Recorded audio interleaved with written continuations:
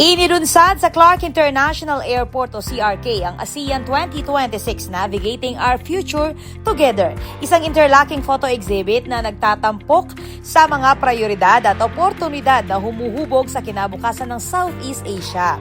Inspired sa 40th ASEAN Summit, ipinapakita sa exhibit kung paano nakatutulong ang regional cooperation sa pagpapalakas ng ekonomiya, pagpapatibay ng mga komunidad at paglikha ng mas ligtas at matatag na kinabukasan para sa rehiyon.